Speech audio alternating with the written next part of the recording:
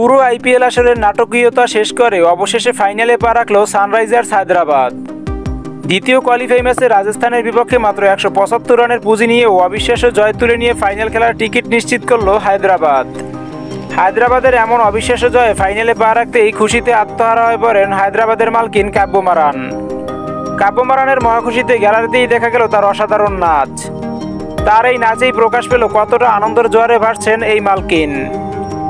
আইপিএলের পুরো আসর জুড়ে ব্যাটে আলো ছড়িয়ে আসছিল হায়দ্রাবাদ, তবে গুরুত্বপূর্ণ ম্যাচে তা দেখাতে পারেনি হায়দ্রাবাদ। প্রথমে ব্যাট করতে নেমে হেনরিক ক্লাসেনের 50 ও ট্রাভিস হেডের 34 রানে ভর করে মাত্র 175 রানের সংগ্রহ পায় হায়দ্রাবাদ। এমন গুরুত্বপূর্ণ ম্যাচে এই সংগ্রহ মোটেই সন্তোষজনক ছিল না বলে মনে হয়েছিল সবার, তবে খেলার ফলাফল ঘটল বিপরীত। জবাবে ব্যাট করতে নেমে শাহবাজ আহমেদ ও অভিষেক শর্মার বোলিং তাণ্ডবে রাজস্থান রয়্যালসের কোনো ব্যাটসম্যানই দাঁড়াতে পারেনি। 100 রানের আগেই তারা 6 উইকেট হারিয়ে ম্যাচ থেকে ছিটকে যায়। তবে একপাশ থেকে ধ্রুব জুয়েল চেষ্টা করে গেলেও তাকে সঙ্গ দিতে পারেনি কোনো ব্যাটসম্যান। শেষ পর্যন্ত 139 রানে থেমে যায় রাজস্থান রয়্যালসের ইনিংস। 36 রানের বিশাল জয় পায় হায়দ্রাবাদ। এ জয়ে ফাইনাল খেলায় নিজেদের নাম লিখে হায়দ্রাবাদ। ফাইনালে পা রাখতে পেরে খুশিতে নাচতে দেখা যায় হায়দ্রাবাদের মালকিন কাব্য মারানকে। শিরোপা জয়ের খুব কাছেই উঠে আসলো হায়দ্রাবাদ।